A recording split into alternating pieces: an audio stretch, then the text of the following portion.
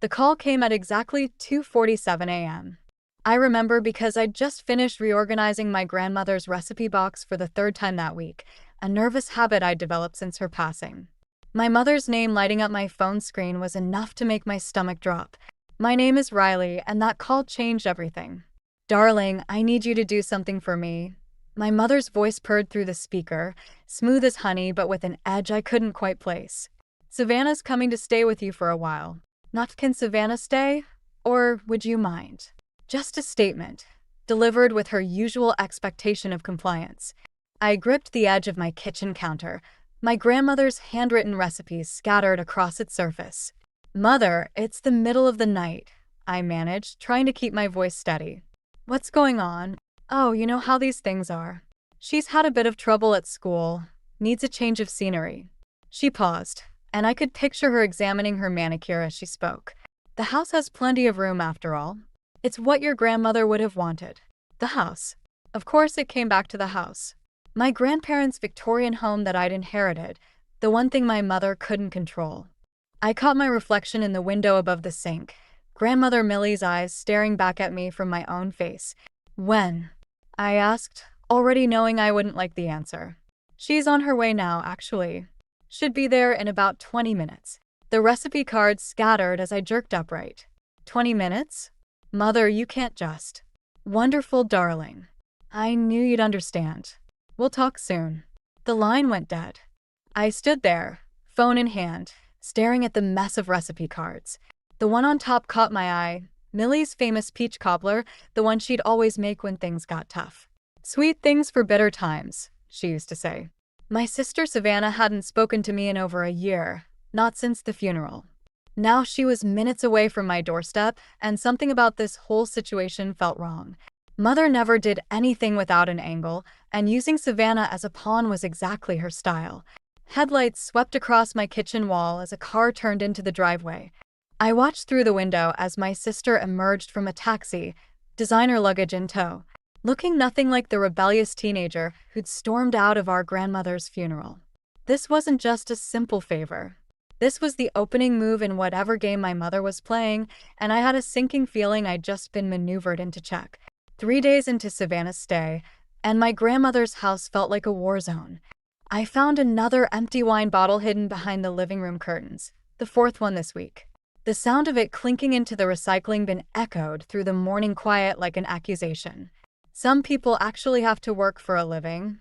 I called up the stairs, knowing Savannah was still in bed despite it being nearly noon. No response, just like yesterday. And the day before.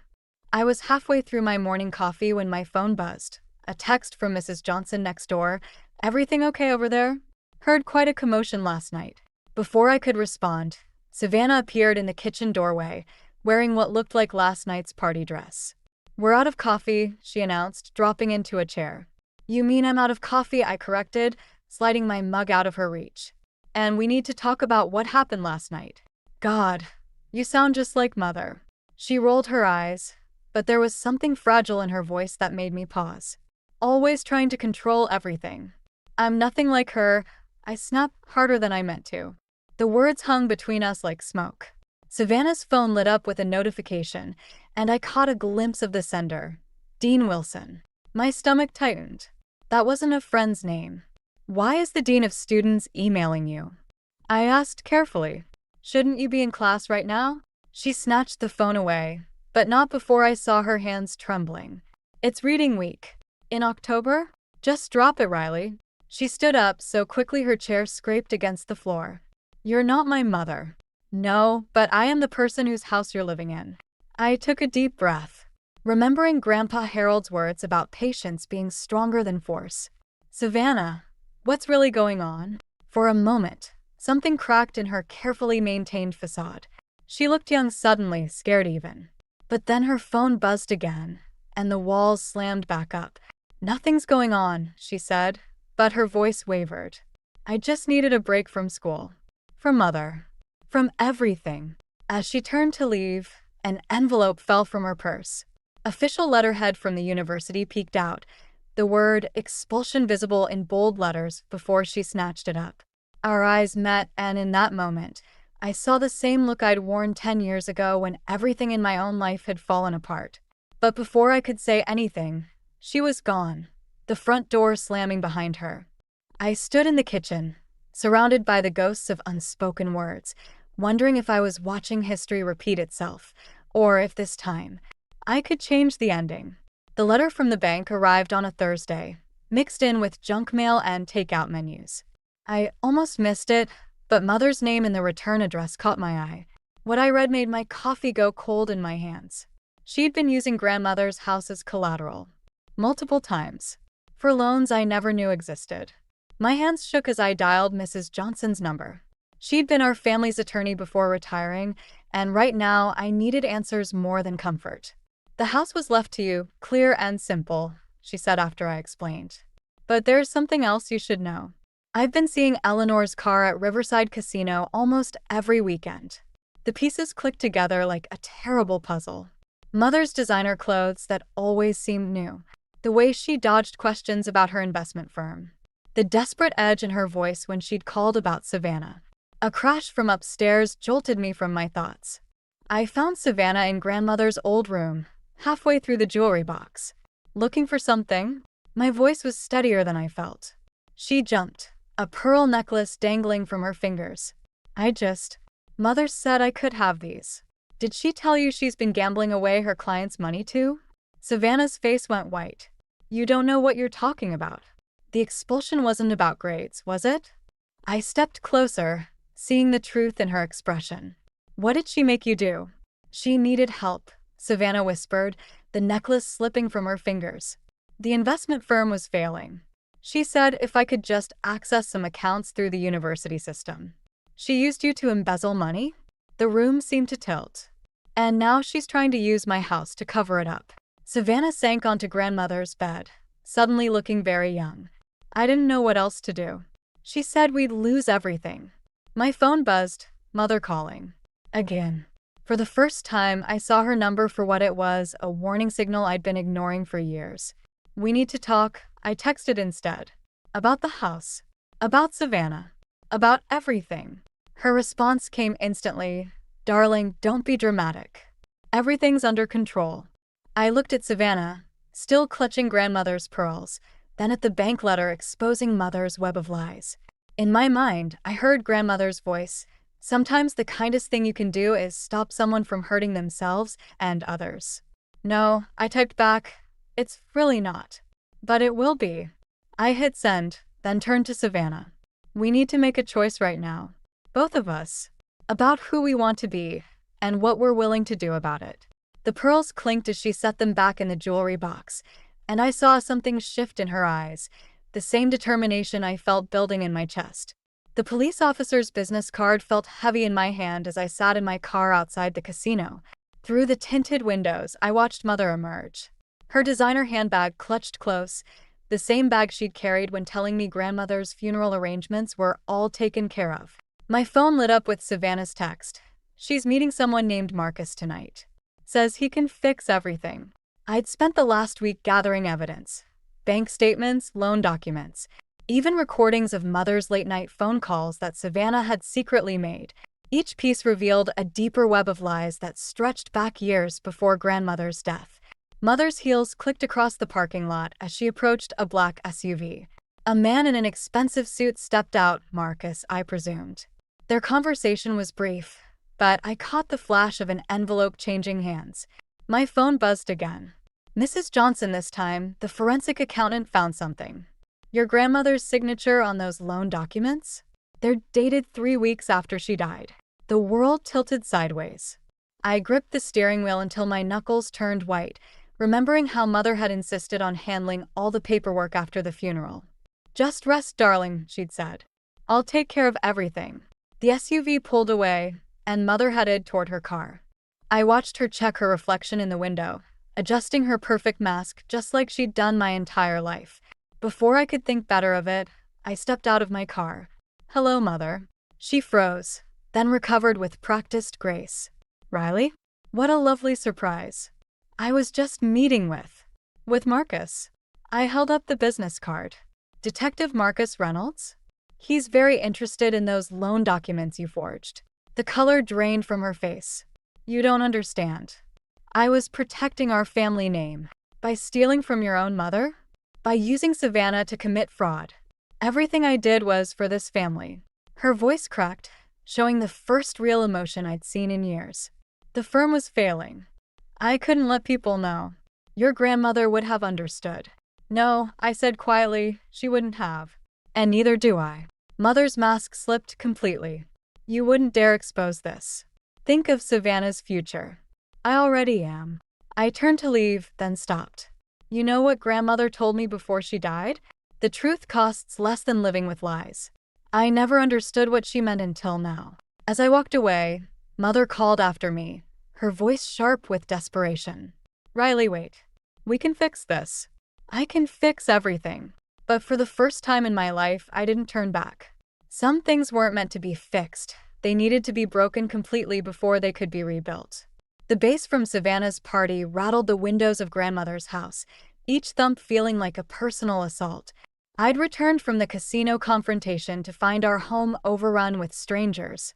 Red cups littering the porch where grandmother used to tend her roses. Mrs. Johnson's concerned face appeared at her window across the street, phone in hand. I knew she was moments away from calling the police. Again. Inside was worse. The living room furniture had been pushed aside, and someone had spilled wine on grandmother's antique Persian rug. A group of teenagers I didn't recognize were passing around a bottle of mother's expensive bourbon, the one she'd gifted me last Christmas. Probably bought with stolen money. Savannah. I pushed through the crowd, dodging dancing bodies and ignoring the dirty looks. This ends now. I found her in grandfather's study, perched on his desk while a boy with a septum-piercing rummaged through the drawers. The family photos that usually line the shelves were gone. Looking for something specific? My voice cut through the music. Savannah's eyes were glassy, but there was something calculated in her expression. Just showing Jake some family history. Mother called, by the way. Said you two had an interesting chat. The boy, Jake, pulled out a folder of documents, and my heart stopped. The original deed to the house. Put that back. My hands shook as I stepped forward. Mother said you're trying to ruin everything. Savannah's voice cracked. Said you're going to get me arrested. Is that true? I'm trying to protect you. By talking to the police? She grabbed the folder from Jake. Mother always said you were jealous of what we had. That's why you hid away in this house instead of helping with the family business. The family business is a fraud, Savannah. Everything Mother built is based on lies. You're the liar. She threw the folder. Papers scattered across the floor like fallen leaves. You just want the house for yourself. Well, guess what? Mother already sold it. The world tilted. What? This morning. She found a buyer who doesn't ask questions. Savannah's triumph crumbled into something closer to fear. She said it was the only way to keep me out of jail. Through the study window, I saw police lights reflecting off the neighbors' houses. Mrs. Johnson had made the call. Savannah, I said quietly, did Mother tell you forging grandmother's signature is a felony? Her face went white. Outside, the music cut off abruptly, replaced by the sound of sirens and scattering teenagers. I trusted her, Savannah whispered, and for the first time, she sounded like my little sister again instead of Mother's echo. What do we do now? The police lights painted the study walls in alternating red and blue, and I realized we'd reached the point of no return. Sometimes protecting family meant saving them from themselves, even if they hated you for it. Mother arrived before the police could clear everyone out. She swept into the house like she owned it, which, according to the papers she waved in her hand, she technically did now. Really, Riley? Creating such a scene. She clicked her tongue, surveying the aftermath of the party. This is exactly why I had to take matters into my own hands. Detective Reynolds appeared in the doorway behind her, and Mother's perfectly composed smile flickered for just a moment. Mrs. Thompson, he said, I believe we need to discuss those property transfers. Of course, Detective. She turned to me, her voice honey-sweet. Darling, would you mind giving us a moment? Family business, you understand. Family business? The words tasted bitter. Like forging grandmother's signature? Or using Savannah to hack bank accounts. Mother's mask cracked. Everything I did was to protect this family's legacy. No, I said, pulling out my phone. This is our legacy. I played the recording from the casino parking lot. Mother's voice filled the room, crystal clear as she discussed money laundering with Marcus. Her face went ash white. You recorded me? For the first time in my life, I saw real fear in her eyes. Your own mother? I learned from the best. The words hurt coming out. You taught us well, always keep evidence, right? Savannah stepped forward, tears streaming down her face. Is it true? About the forgery. Savannah, darling. Mother reached for her, but Savannah flinched away. Don't. My sister's voice cracked. Just don't. Detective Reynolds moved toward Mother, handcuffs glinting in the chandelier light. Eleanor Thompson, you're under arrest. I couldn't watch. Instead, I found myself staring at Grandmother's portrait above the fireplace. Her eyes seemed to follow me, just like they had when I was little and in trouble. Riley. Mother's voice was different now, desperate, raw. You can't let them do this. We're family. Yes, we are. I met her eyes. That's why I'm doing this. As they let her out, she turned back one last time. You'll lose everything. The house, our reputation, all of it. Is that what you want? Maybe she was right. Maybe tomorrow I'd wake up with nothing left. No home, no family name, no safety net.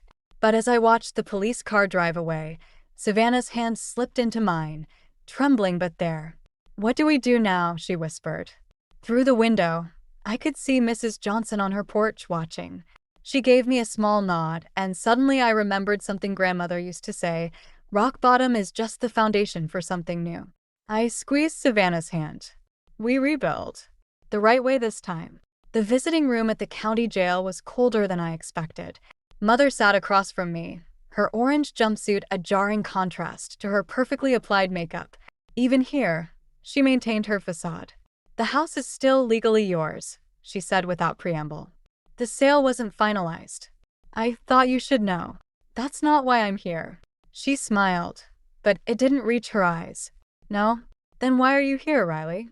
To gloat? To tell me what a terrible mother I've been. I found Grandmother's diary. I pulled out the worn leather book. The one from the year before she died. Mother's hands twitched on the table. Millie was always writing in that thing.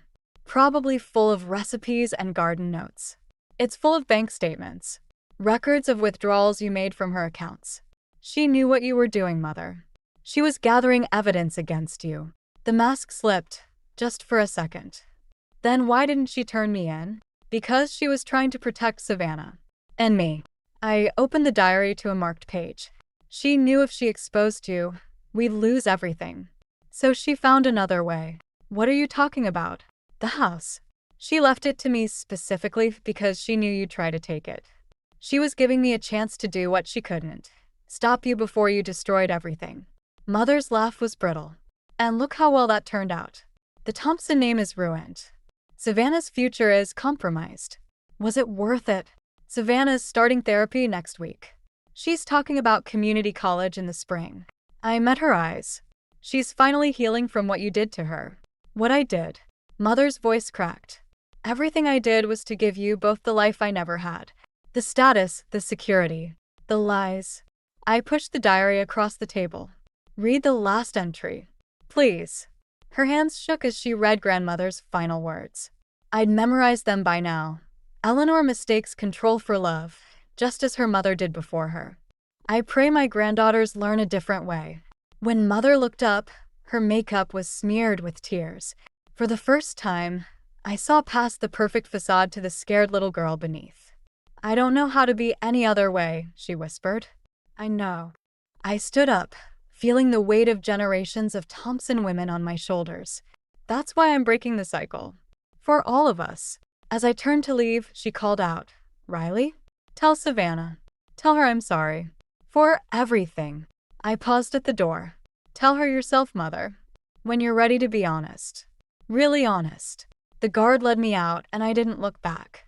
Some chains needed to be broken, even if they were made of gold. 6 months later, I stood in Grandmother's garden, pulling weeds from around her prized roses. The morning air was crisp with autumn, and somewhere inside the house, I could hear Savannah practicing her community college presentation. Mrs. Johnson appeared at the fence, coffee mug in hand. Those roses are looking better than ever. Grandmother always said gardens are like families, I replied, brushing dirt from my knees. They need both roots and room to grow. The morning paper lay on her porch, Mother's face on the front page. The headline announced her guilty plea and upcoming sentencing. She'd finally stopped fighting, both the charges and herself. Inside, I found Savannah in the kitchen, surrounded by note cards and empty coffee cups. She looked up as I entered, her eyes clearer than they'd been in years. I got another letter from Mother, she said quietly. She's starting therapy in prison. Says she wants to understand why she did everything. I nodded, remembering my last visit. Mother had been different, smaller somehow, but more real. Are you going to write back? Maybe. Savannah shuffled her notes. I'm not ready to forgive her. But I'm not angry anymore either. Is that weird? No. I picked up one of her note cards, a presentation on financial ethics. The irony wasn't lost on either of us. It's healing. Later that afternoon, while cleaning Grandfather's study, I found something tucked inside his old ledger, a sealed envelope in Grandmother's handwriting, dated just days before she died. Inside was a key and a note. My dearest Riley, by the time you read this, you'll understand why I left you the house. Not as a burden, but as an anchor. A place where truth could finally surface and healing could begin.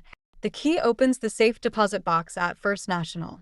Inside is enough evidence to protect you and Savannah, should Eleanor's choices ever threaten your future. Use it wisely, with compassion rather than vengeance. Sometimes the greatest act of love is setting boundaries that allow others to face their own truth. With all my love, Grandmother Millie.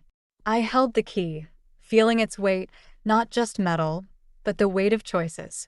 Mother's sentencing was next week. The evidence in that box could add years to her term.